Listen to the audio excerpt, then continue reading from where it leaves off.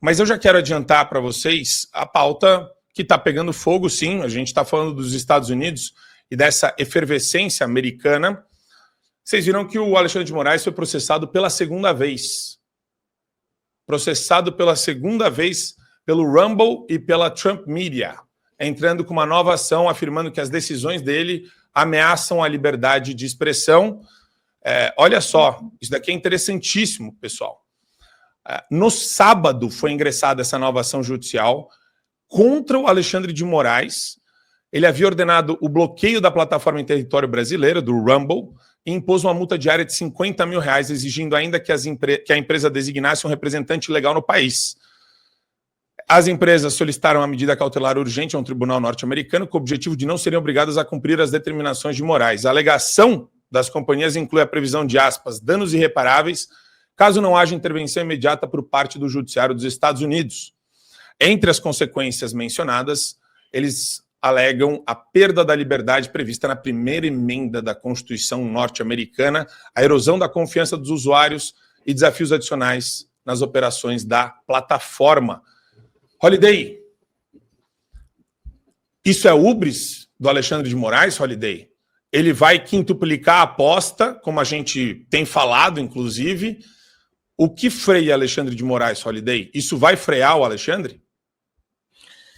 Eu duvido muito, né, Marco? O que a gente tem visto aí nos últimos dias é um Moraes meio que tentando dar sinais de que não se importa muito com as consequências internacionais das suas decisões, mesmo que isso gere questões diplomáticas. Óbvio que os defensores dele ficam dizendo, mas aqui o Brasil é soberano, as decisões do país, etc. e tal.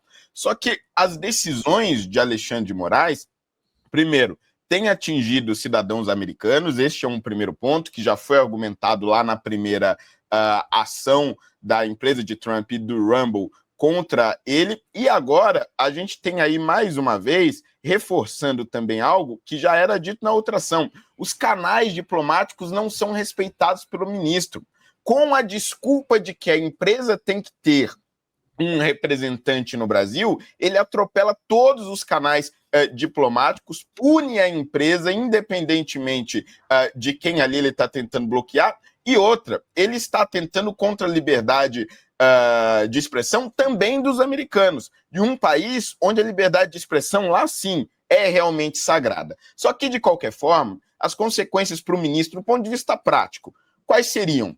A retirada do visto, ele não poderia ir para os Estados Unidos. Não me parece que isto seja algo que esteja realmente preocupando Alexandre de Moraes ou o esteja de alguma forma contendo, e nem acredito que vá conter. A única maneira de se conter estes arroubos autoritários de Alexandre de Moraes seria com um impeachment. De acordo com o cenário que nós temos hoje no Senado Federal, infelizmente, isso ainda se demonstra muito difícil, apesar das nossas manifestações, apesar das nossas mobilizações. E isso, evidentemente, vai se arrastando até que a gente tenha uma mudança de verdade no Senado.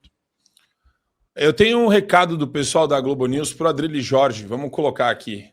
Recadinho quente. Primeiro, um bastidor. Eu estava conversando com um integrante do Supremo Tribunal Federal que questionou exatamente o ministro Alexandre de Moraes sobre essa ação dos Estados Unidos.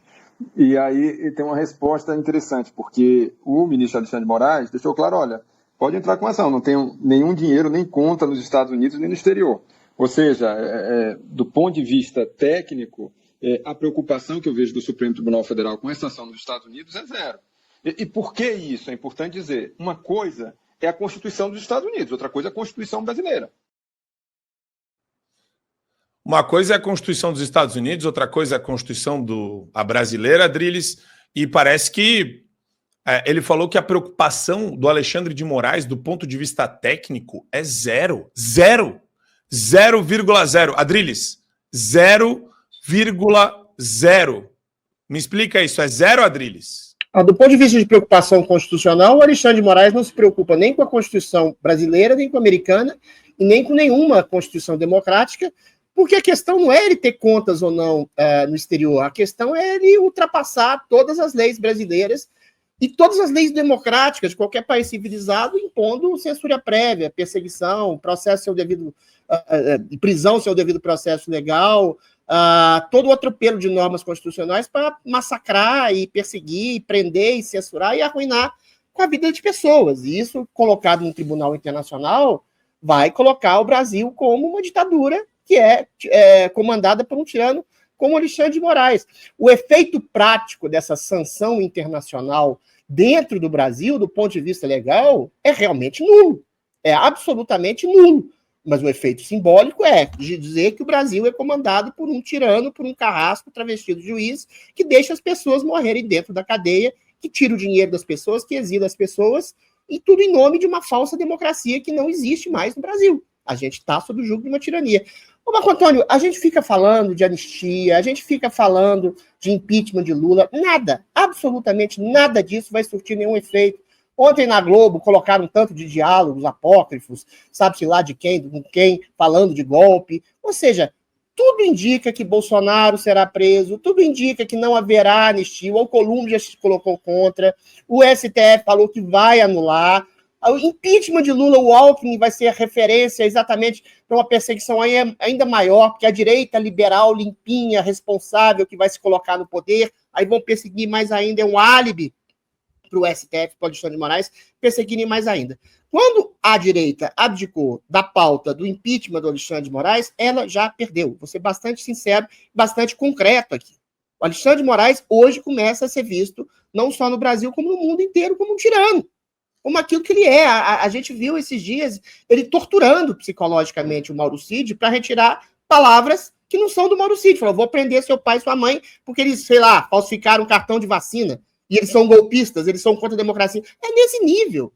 Não tem nem mais lógica ficar comentando um tipo de bizarrice tão estapafúrdia nesse sentido. Todo mundo sabe que o Alexandre de Moraes é um homem desumano, é um monstro que está censurando e prendendo pessoas. O mundo inteiro sabe que ele não respeita nenhum tipo de norma jurídica. As decisões do Alexandre de Moraes, daqui a pouco, vão passar a ser absolutamente nulas em caráter externo. É a mesma coisa do Nicolás Maduro falando de democracia e querendo fazer sanções a inimigos políticos dentro dos Estados Unidos. Daqui a pouco a gente vai falar do Alan dos Santos também, que teve todas as suas condenações, entre aspas, perseguições anuladas pela Interpol. Ou seja, Alexandre de Moraes é mundialmente visto como um tirano. Aí você vai chegar para um político brasileiro e fala, não tem maioria no Senado, é uma pauta complicada, uma pauta complexa, porque 2/3 dos senadores têm rabo preso com o STF.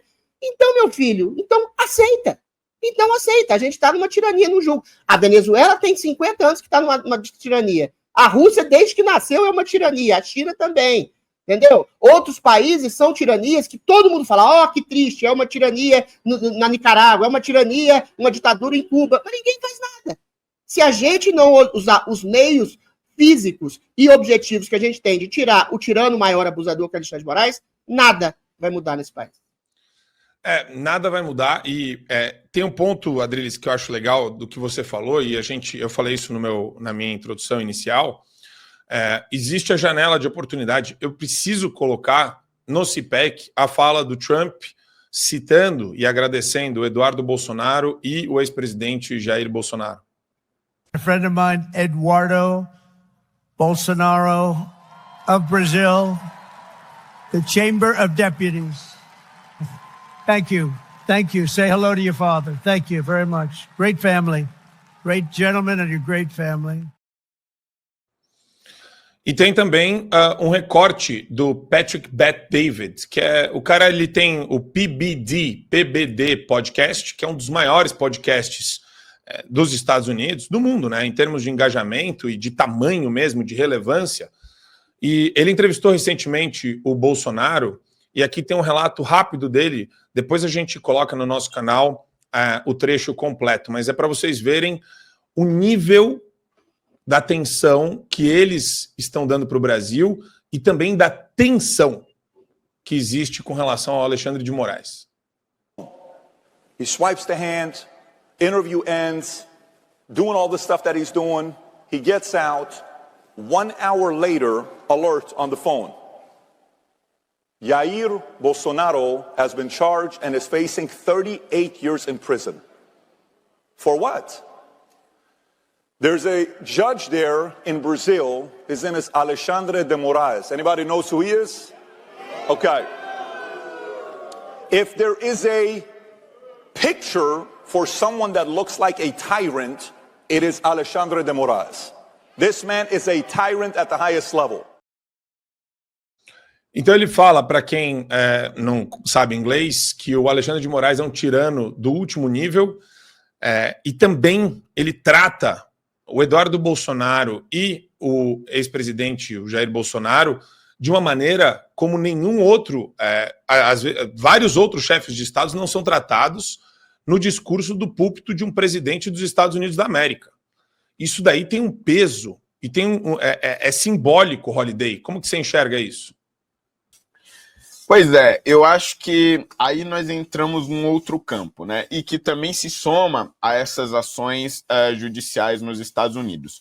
Por mais que do ponto de vista prático, realmente, as sanções a Alexandre de Moraes, do ponto de vista internacional, sejam pouquíssimas, né? Mesmo que gere crises diplomáticas e tudo mais, do ponto de vista simbólico, isso nos traz um apoio e uma força interna muito grande, principalmente em relação ao establishment brasileiro, porque você, em um evento, o maior evento conservador das Américas, no mínimo, quiçá do mundo, você ter um presidente dos Estados Unidos, atual presidente dos Estados Unidos, dando uma sinalização clara de que se importa com o que acontece com o Bolsonaro, ali cumprimentando o Eduardo, fazendo questão de cumprimentar Eduardo Bolsonaro no evento, e logo depois, neste mesmo evento, em uma palestra, você tem uma figura falando justamente desta postura tirânica e deste cenário de ditadura do judiciário que nós estamos vivendo no Brasil. Tudo isso traz luz para uma discussão que estava sendo completamente ignorada.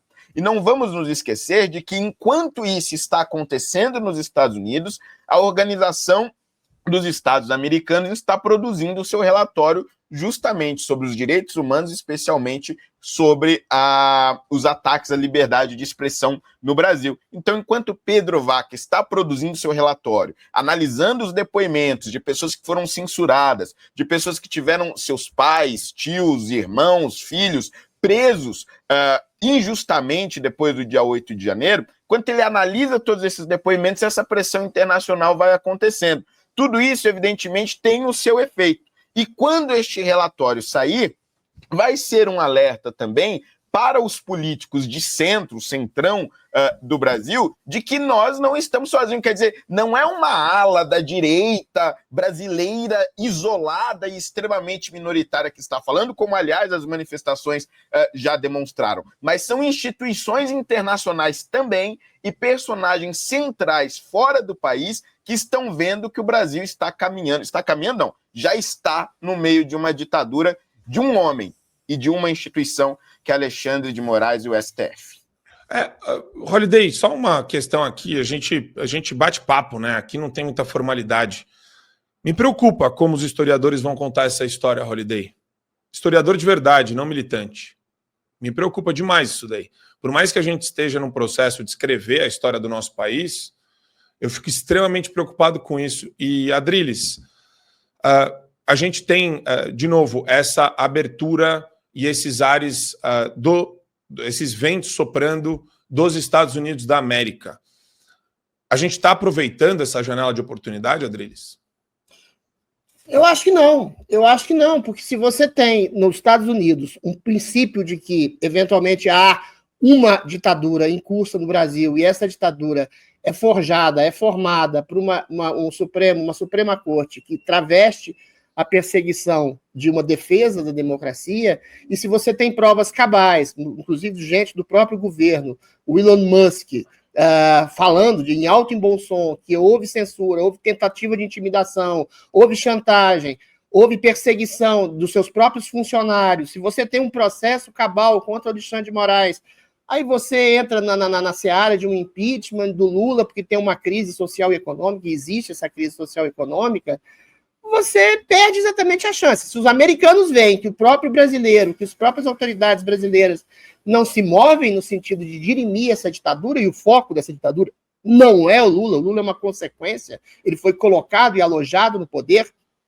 pura e simplesmente, para estabelecer a derrocada do bolsonarismo, como o próprio o ministro Barroso disse, você não está fazendo nada. Você não tem uma mobilização em torno do impeachment de Alexandre. Os 2/3 do Senado. Tá, mas a mobilização de milhões de pessoas nas ruas, eventualmente, podem dirimir essa maioria do Senado que é contra o impeachment. Ou seja, você não tem uma reverberação, uma ressonância de uma voz que ataque o verdadeiro problema no Brasil, que é a ditadura do judiciário.